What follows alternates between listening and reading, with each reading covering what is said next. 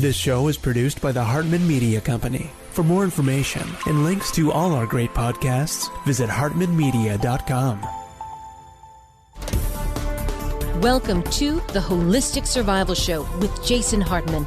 The economic storm brewing around the world is set to spill into all aspects of our lives. Are you prepared? Where are you going to turn for the critical life skills necessary to survive and prosper? The Holistic Survival Show is your family's insurance for a better life. Jason will teach you to think independently, to understand threats, and how to create the ultimate action plan. Sudden change or worst case scenario, you'll be ready. Welcome to Holistic Survival, your key resource for protecting the people, places, and profits you care about in uncertain times. Ladies and gentlemen, your host, Jason Hartman. Hey, it's my pleasure to welcome Ken McElroy back to the show. He's a man who doesn't even need an introduction. He's so well known in real estate circles. He's written several of the books in the Rich Dad Advisor series. You hear him with Robert Kiyosaki from time to time doing his thing, and just a great educator, great friend.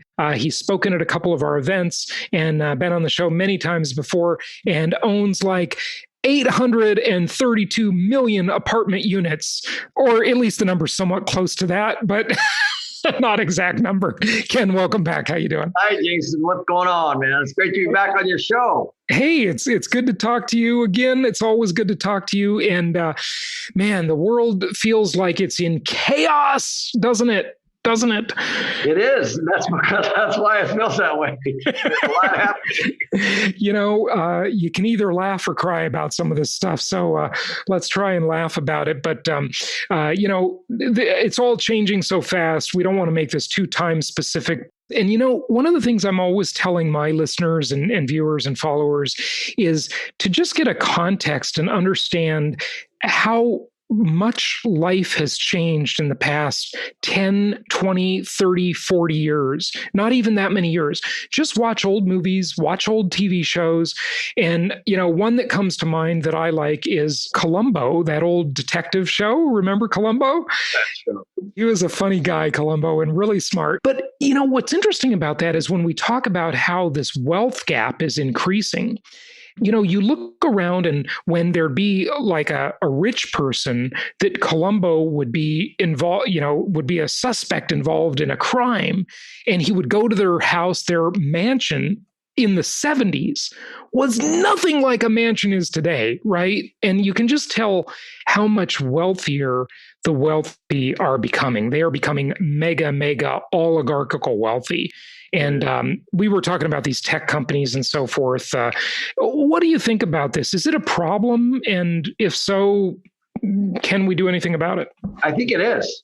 Like you and I've traveled all over the world. I know you have. And so I know a lot of probably your listeners have. And when you go to places outside of the United States, there's a massive divide between the rich and the poor. It's super clear there. I think the U.S. Up to this point has done a pretty good job of trying to maintain a middle class. But boy, that's changing quickly now. That's for sure. And I would expect, based on not following any political lines here, but I would expect that the tech companies are going to be. I said this the other day to a friend of mine that we're probably going to see those get broken up.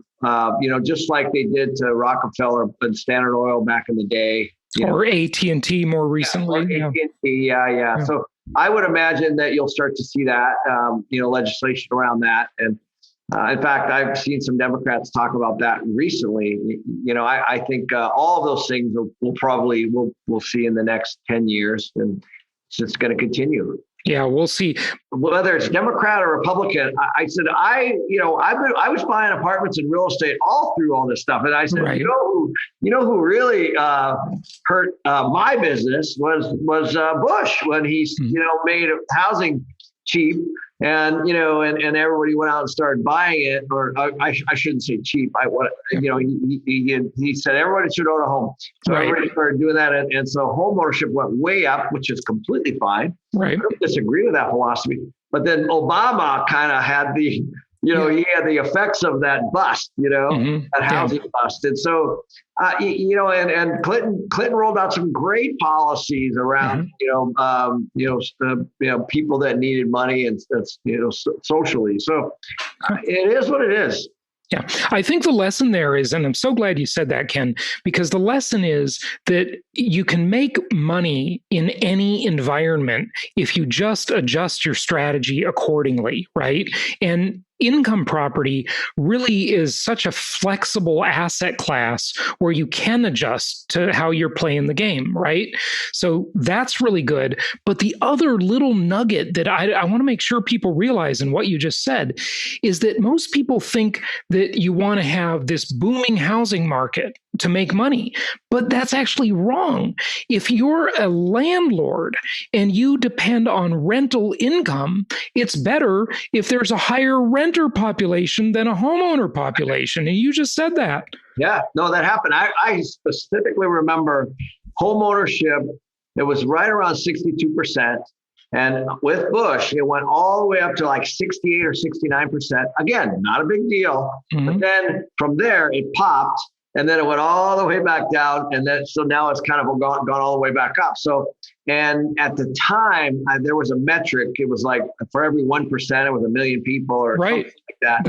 That's the metric. It's a million. It's 1 million new renters for every 1% decline in the home ownership rate.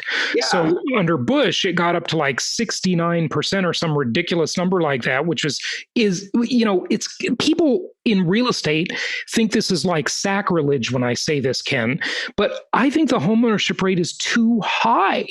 I think the natural homeownership rate, even with Fannie Mae and Freddie Mac, but not overt stimulus, is about 50 to 55%. That's where it should be. If you look around the world, it's low. When you go to Europe or, anywhere Australia or Asia, it's low. It's a lot lower. And so there is a point where there's a rental piece there. And what influences it is policy. And Bush was a Republican. So, he was like, everybody needs their own house, which again, totally fine. But then you're like, okay, well, what they're doing is we had renters moving out, buying houses. And that's what created that bubble. And then that popped. And then, Obama had to kind of clean up that. And, and then once that got cleaned up, that was the run we just had. No one was building apartments during that time. No one's building new housing during that time because everything was, massively disrupted.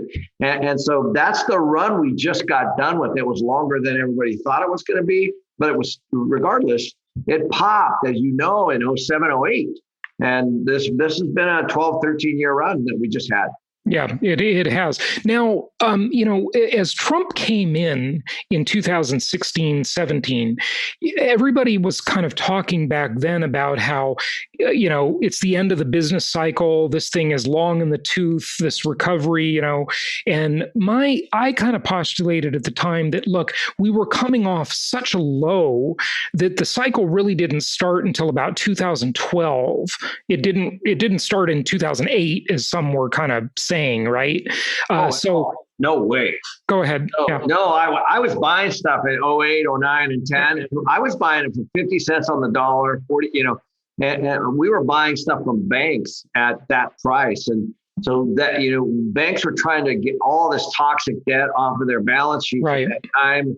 It did not start to accelerate. I agree with you. It did not start to really accelerate until 12, 13, 14. I actually thought we were going to peak out around 2016. I was way off. Yeah.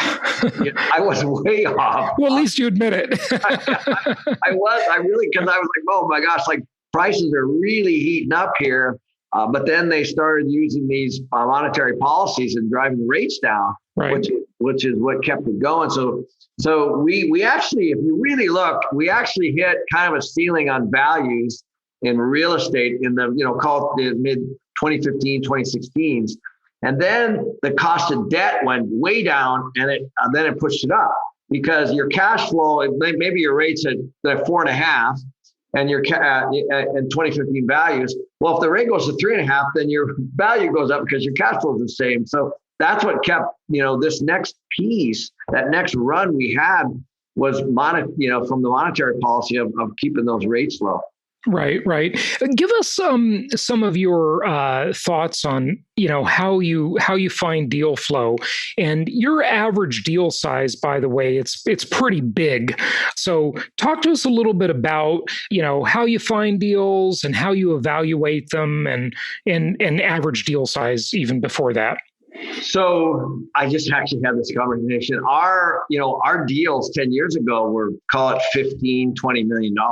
Mm-hmm. Now they're $35 to $50 million. And that's because the prices have gone up so much.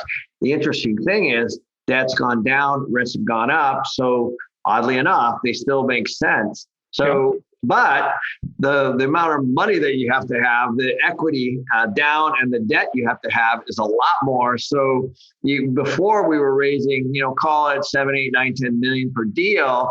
Now, we're 20 per deal. Literally, our equity's doubled, and which is okay, but it's just an interesting note that that needs to be discussed. So deals are tough to find right now for multiple reasons. One, people are moving all over the place. Maybe their jobs have decided that they can do that from somewhere else, and they can work from home. That's one way. Or maybe that job is completely gone, or maybe their taxes are really high, and maybe they're just moving 20, 30, 40 miles away, and they're commuting in, or whatever it is. So things are moving quickly right now, and so the big mystery is when all this settles, what businesses are going to still be open, what ones are going to be closed, and what employers are going to allow people to work completely remotely, or maybe part-time remotely. All that stuff is still a mystery, and there's a lot of big names that have said never come back. It's all going to be remote.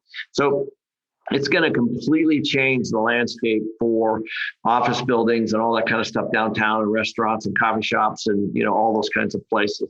So all that's changing. And that's only to say we're trying to figure out where the concentration of people are going to be so that we can buy there. And so my acquisition guys, they're flying to these different markets right now and taking a look at some of the stress points around that. And typically those show up pretty easily. When you have a property, let's say that's 98, 99% with a waiting list, that there's a supply issue. So the supply is weak, right? Yeah, exactly right. Yeah, supply is weak and demand is strong. So, and then you might particularly have growth there. And then you got to look at, do you really want to buy more there? Do you really want to build more there? So we're looking throughout most of the markets in Texas, trying to be careful of Austin. We're already there. We're already in Houston. We're already in San Why do you say be careful of Austin?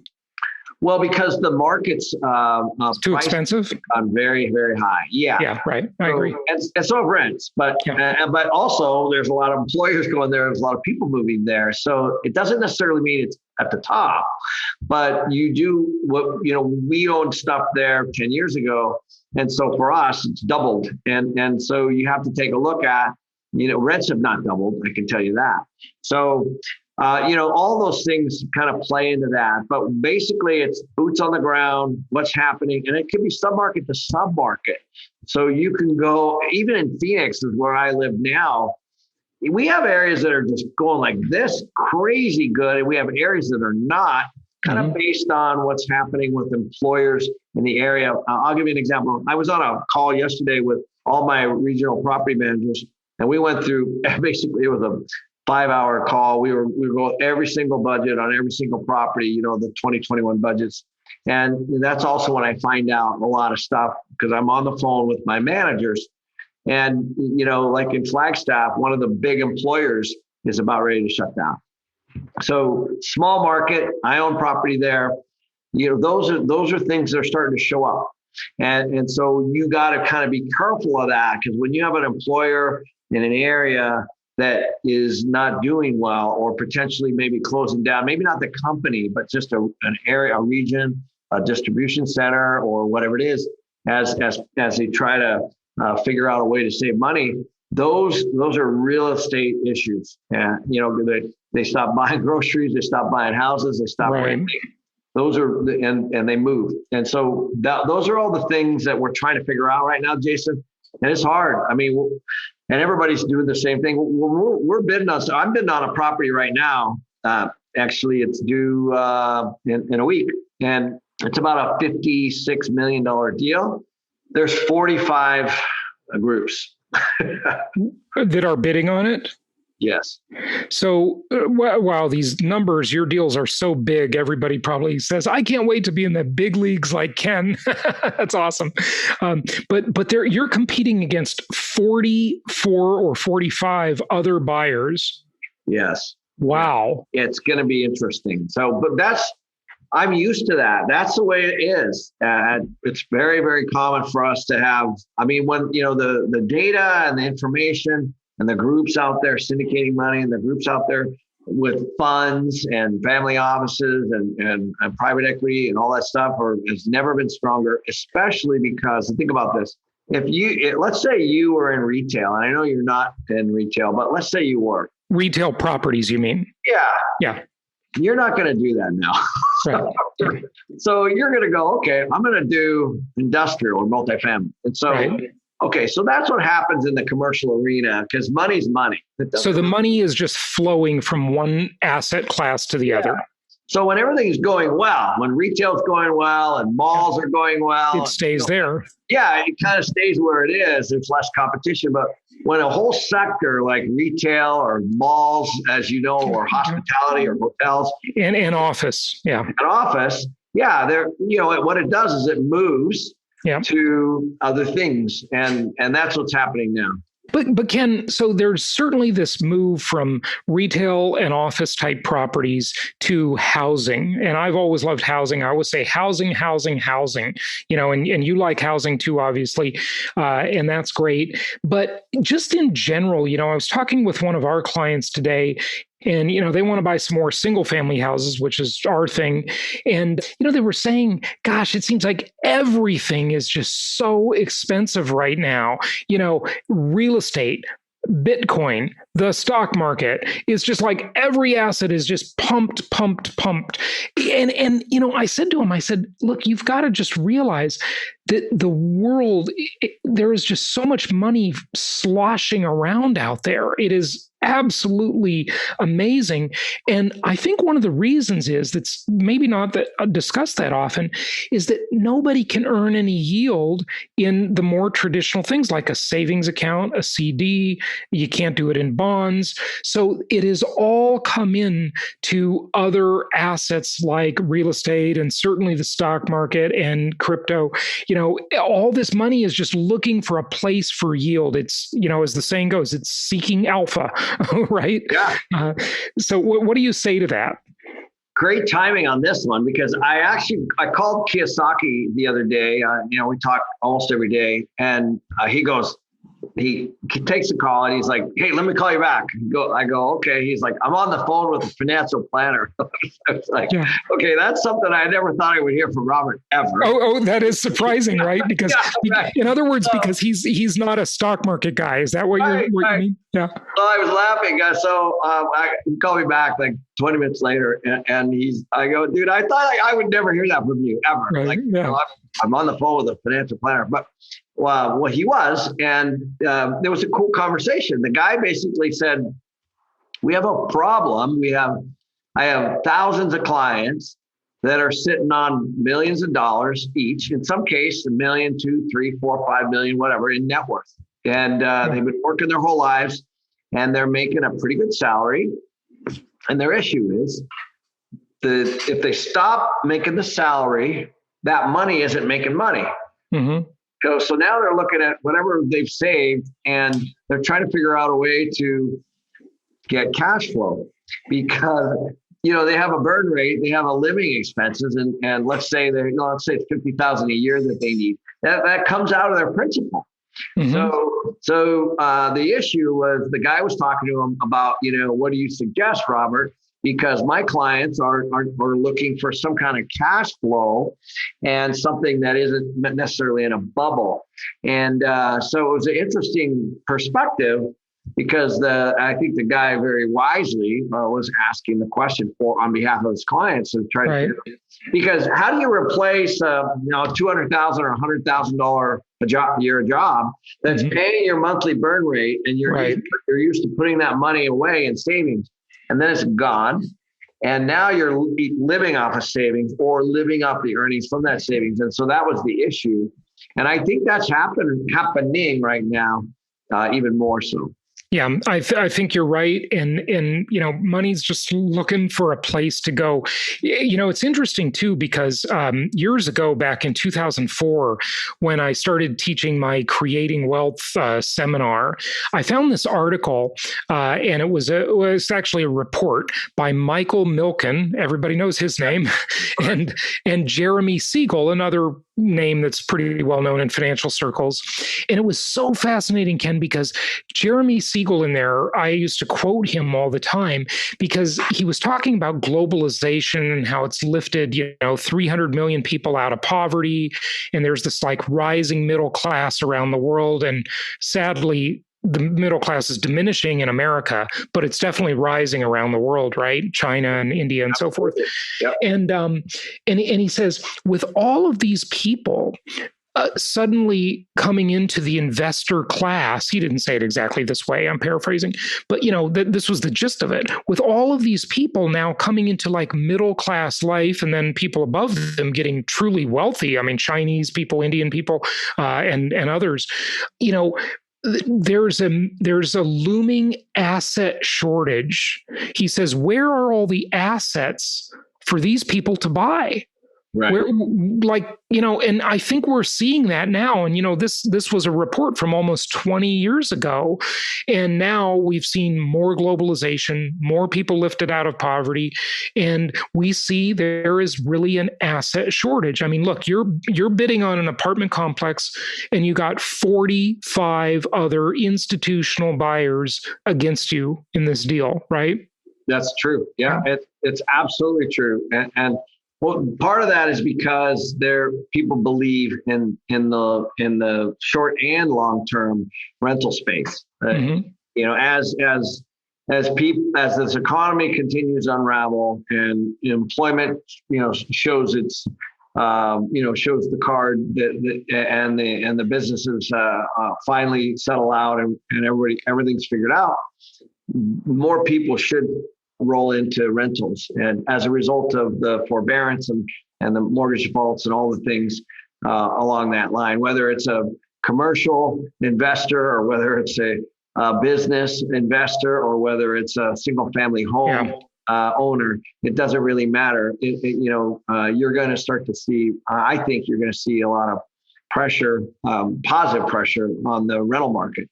In other words, a lot more rental demand as people move out of the ownership market. You mean like a declining home ownership rate, right? It happened before. It's happened a ton of times. Everybody can look at this. Look at 2008. That is exactly what happened. Now it's a little different, of course. The home values went down, and they were below what they owed, and so this is a little different where people owe. They have pretty good equity in their home, but they still owe money, and they may or may not have work. And so I think, as I keep telling you, I believe that we're going to see a lot of listings next year or this year now, I guess. And we're going to see an inventory as people try to clean up some of that, whatever it is, that money that they owe, because we have a debt issue. That's the issue everywhere. If you own a hotel, it's a debt issue. If you own a home, it's a debt issue. If you own a student loan, it's a debt issue. If you own credit cards, it's a debt issue. It's all around debt. So, and when the money dries up, if you own a hotel and occupancy is down, there's no money. So you have a debt issue.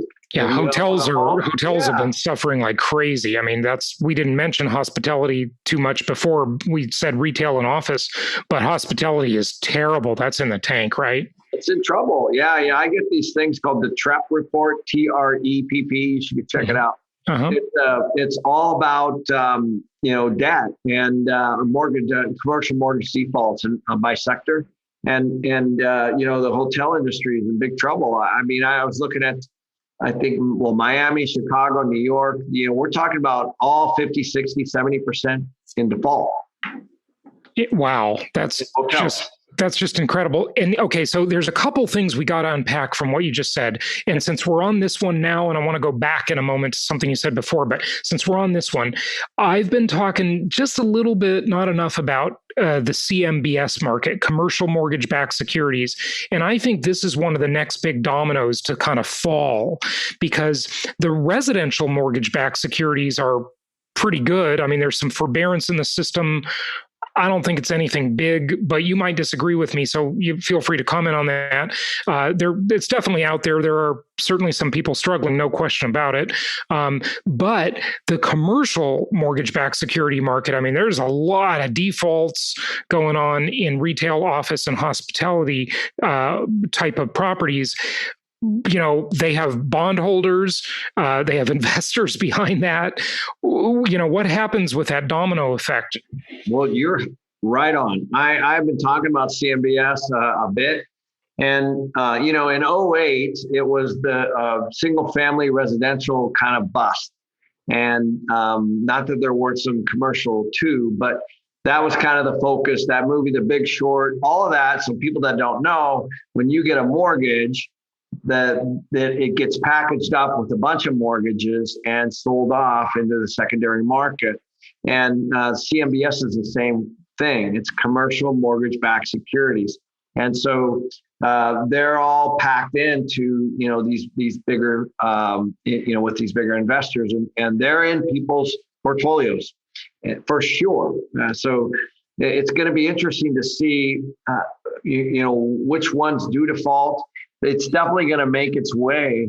And these investors, I think you're going to see big disruption in this area. So what does that mean? I mean, these bondholders, you know, the property owner defaults on their office building or their shopping center or their hotel, then the bondholders don't get paid. And who are those bondholders? Are they, you know, the Harvard endowment? Are they pension plans, insurance companies, all of the above? And what happens there? They're all of those people, yes. And so, for people who don't know, when I'm going out to buy, let's say, $100 or $200 million worth of commercial real estate in the multifamily space, I'm going to those groups.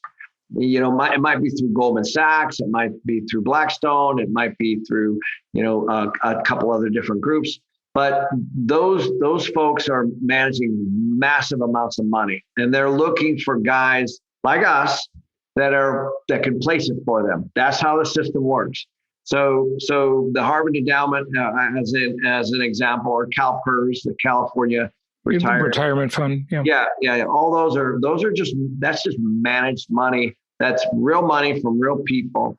And then those money managers go out and look for guys like us. Mm-hmm. And they say, hey, we like Phoenix multifamily. We're gonna go out and talk to Ken at MC because, you know, they have a pipeline. I actually have a call on this tomorrow.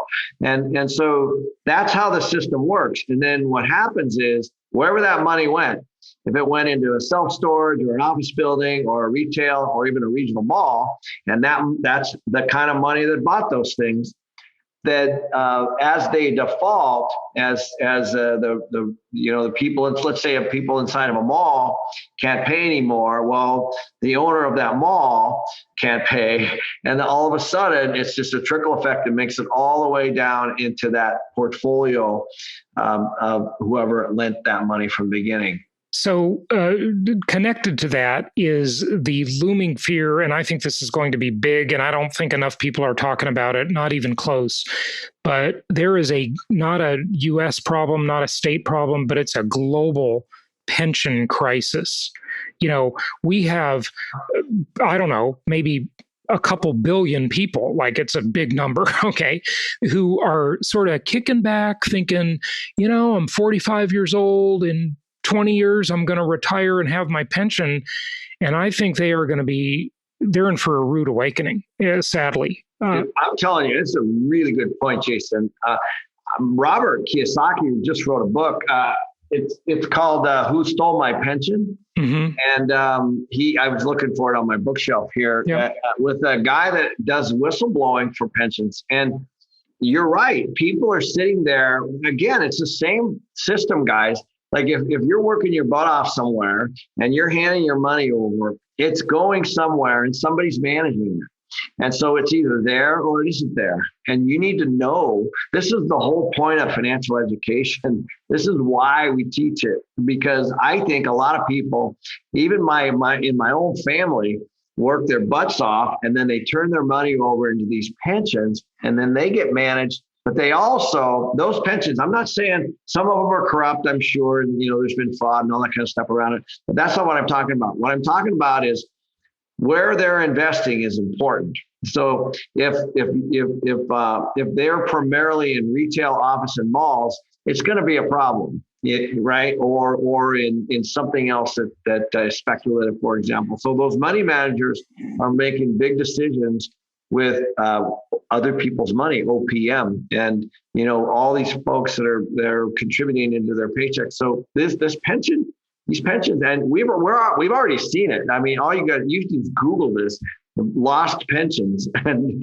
you'll see there's been a ton of mismanaged pensions. A ton of people have retired after all these years, and those pensions are gone or not even close to what they thought.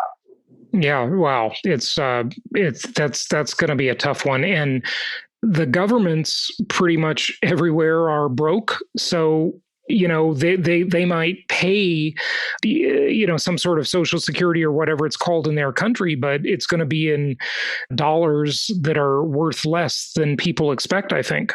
I actually think that's going to be one of the things that happens in the next 10 years, Jason. As you pack this stuff together, guys, the revenue from these cities or these states, as an example, come from the taxpayers, right?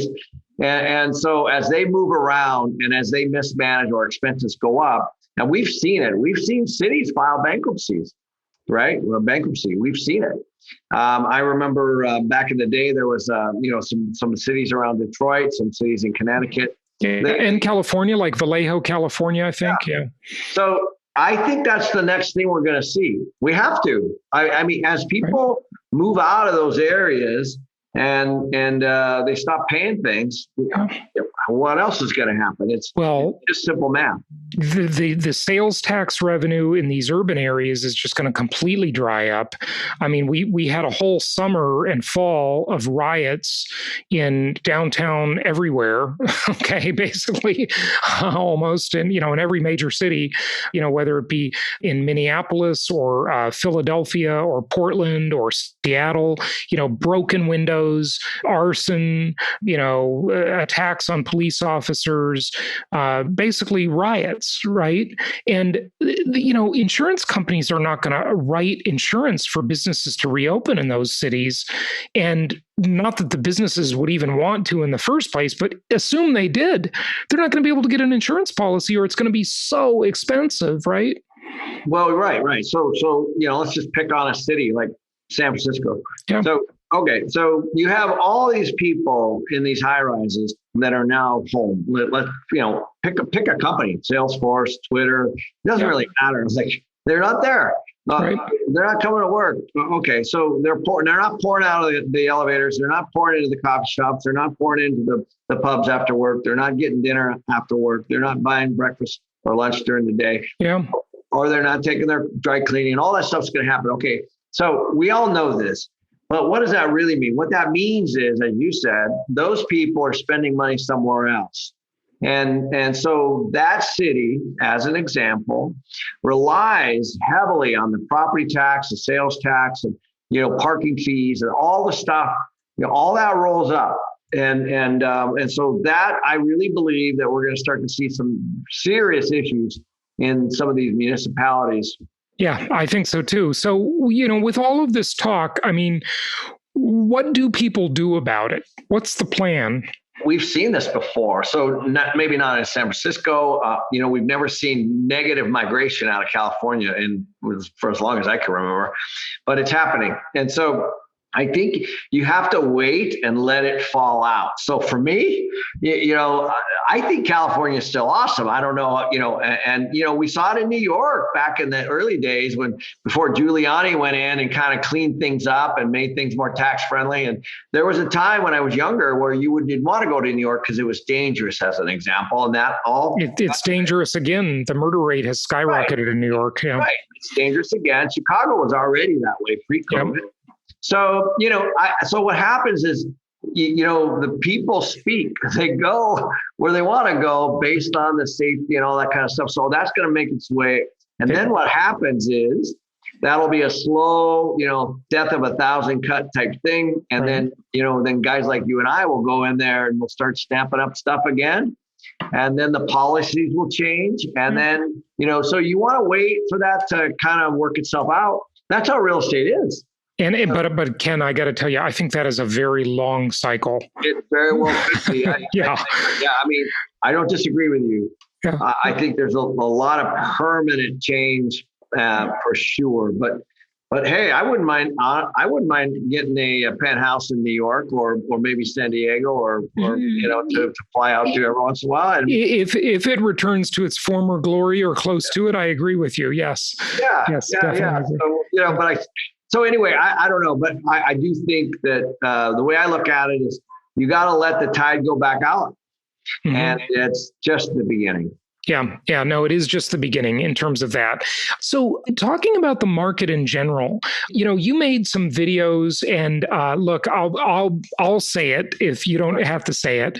When you make a video or you do some marketing, just like any media, sensationalism gets attention, right? So, you made some pretty sensational videos for being such a sort of understated guy, about market crashes and the end of the world. What do you think now? I mean, during, the thick of the pandemic, I intentionally called it plandemic. Okay. By the way, you were making some pretty ominous videos and people will watch your stuff and then they'd watch my stuff and I'd constantly heard this. I heard it all the time. But Ken McElroy says the market's going to hell. Yeah. Well, okay. So you're right. What I was trying to do was unpack what was happening at the time. Yeah. So that the prediction video that I did, it did not have any of the CARES Act issues. That wasn't even a thing. Yeah. And so that was kind of pre that. And so what happened was after that video, okay, can't evict people, we're going to forbear mortgages, and then they kicked it down the road. And so I still do believe, Jason, that we this is all being propped up right now by the Fed primarily. So I think it's just prolonged because they always kick the can down the road. There's no question. The problem is that, it's like the question of when will the bubble pop? Well, the bubble, maybe it should have popped 8 years ago, but they can blow it up for nobody knows how long they can keep blowing it up, right? Or how long they can kick the can down the road. Yeah, the mistake I made was not thinking that the Fed was going to come in at, the trillions of dollars that it has. I didn't think we were going to go to 7 trillion. You mean, Ken, you didn't think we would print 25 or 30 or 35% of all the money printed in the last 100 years in 1 year? that one I missed. You didn't imagine that one, huh? And they're going to do it again. They're going to do it again because we're not out of this. No. It's being propped up right now, and people need the money. I don't dispute that. The businesses need it. The people need it. Nobody wants to evict anybody. Nobody wants to lose anything. But people are right now, I think they're running out of savings. They're running out of reserves. Doesn't matter if you're a homeowner or a business owner. Both are happening. I'm seeing it all over the place. And so, there's a lot of big companies that file bankruptcy. Oh, yeah. A lot. And big names. Hertz, Macy's. Think about these companies, Neiman Marcus, companies that have been around our whole lifetime. And so, but going back to like creative destruction, my favorite economist, Joseph Schumpeter, those companies had to go anyway, right? They were, I mean, come on, Macy's and Needless Markup. Yeah, I know. Those companies, they should have gone out 20 years ago. They were way past their time. This is the problem, folks, like, and Ken, comment on this, but like, you notice all these sort of zombie businesses, right? They're just these companies that were really big a long time ago, and they have so much cash and sort of this momentum that kind of keeps them around for decades longer than they really should be around, right? And yeah, we saw it with Sears and Kmart. So I agree with you on the department store stuff and direct-to-consumer stuff, but there are other big companies that are also, apparel brands, restaurant chains like California Pizza Kitchen. Yeah. And, and Hertz, of course, is a rental car place. And so, I think you're going to start to see more and more of that, Jason, especially we're not out of the woods yet. Oh, no, I agree with you. There's more to come, no question. And who knows how long they're going to keep parts of the economy locked up, and if you put on your tinfoil hat, some would say this is completely intentional to destroy, the middle class. A lot of these, small business people are Trump supporters. So, and if you look at it's the Democrat jurisdictions where the biggest lockdowns are, and then the Republican ones are open. Like I'm in Florida. It's like people say, what's it like there? And it's like, it's just normal. Yeah. The only thing is you got to wear a mask in the grocery store. That's the only part of my life that's different. That's it. In Florida. Same thing in Arizona. Yeah. Even though we turned blue, we were basically red before that, but I agree. I don't know. I'm not as much as a conspiracy guy as if we were talking to Kiyosaki, he would say that. Oh, Robert would for sure. But I think it is what it is. I think things are going to unravel. I still believe there's going to be a crash, Jason. I just think it's being propped up with money. Which is going to create inflation. And I think that's why we've got the run on Bitcoin, because I talked to George Gammon the other day. We had him on my show, and he said, and Anthem Blanchard too. He said, I know Anthem. I didn't know you knew Anthem. That's a small world. Anthem. Yeah. I said, why? He said, people they're just concerned about their own savings. Yeah, absolutely. And they want sound money. They want to know that they can keep something and it's going to be worth something in the future. But who knows if that's going to be Bitcoin, because Bitcoin is like a roller coaster. I know. Absolutely crazy. Ken, I got a theory I want to run by you, and we'll wrap it up, I guess.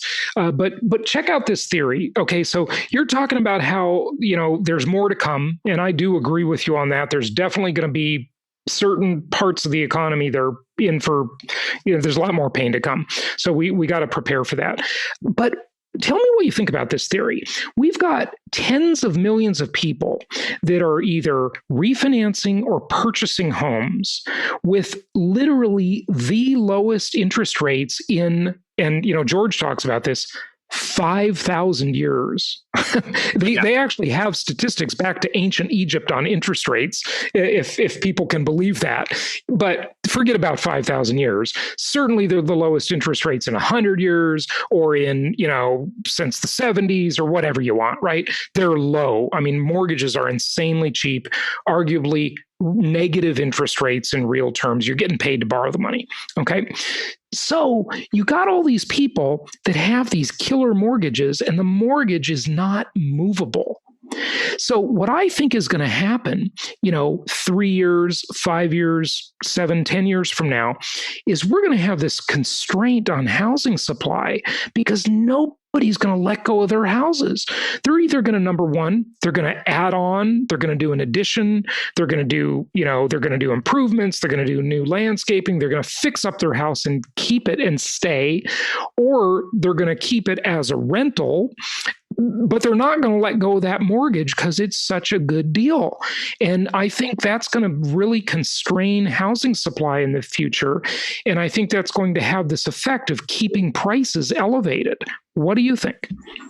I actually agree with you. I think that I know that is a reason that a lot of people will not make a decision to buy somewhere else, would be obviously higher interest rates. And I think that's where you were kind of heading with that, because they're at all-time lows. And that's always, whenever rates go up, or maybe their payment is going to go up because of the rising price of a home, as an example, somewhere else, then that's a constraint and a big decision. If somebody's going to move somewhere and their mortgage is going to be $1,000 more, then they very well could decide to stay where they are. Yeah, or keep it as a rental. And you know how I thought of that? Because low interest rates pervert the market. They distort it. And it's just like rent control. I've got this guy that works for us. He's been with us for several years. And he and his wife have a rent-controlled place in San Francisco. And they got in there in like 1997. And Ken, they've got such a great deal, they cannot move. They want to move. They don't like their place anymore. They'd like to move. But there is no way they can give that deal up, that rent-controlled place. They're paying $2,400 a month for a place that's worth like $2 million. And the same will happen with these super cheap mortgages. People just won't want to give them up. It's like a rent-controlled apartment, Yeah, it's the same concept. So you're absolutely right. That will definitely make some people stay.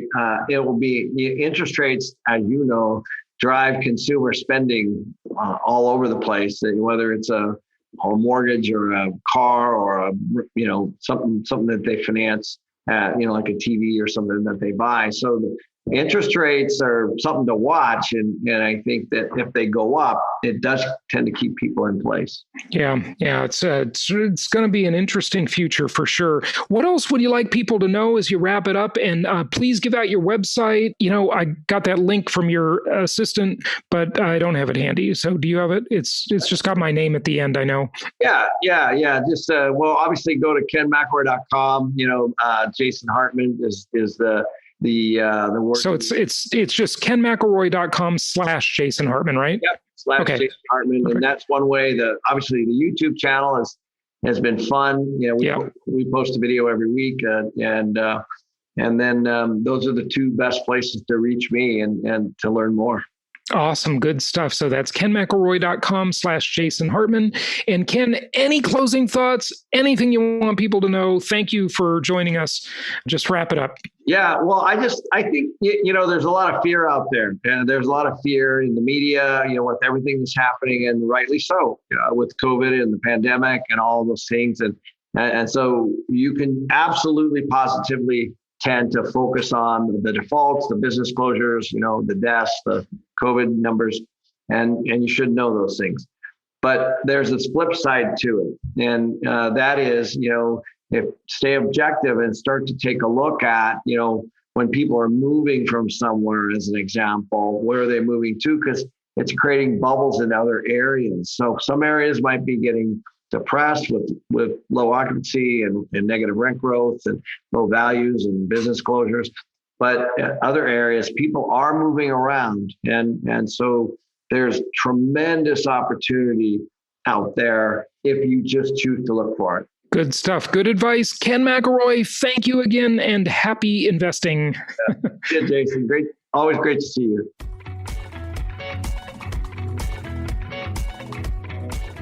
Thank you so much for listening. Please be sure to subscribe so that you don't miss any episodes. Be sure to check out the show's specific website and our general website, hartmanmedia.com, for appropriate disclaimers and terms of service. Remember that guest opinions are their own, and if you require specific legal or tax advice or advice in any other specialized area, please consult an appropriate professional.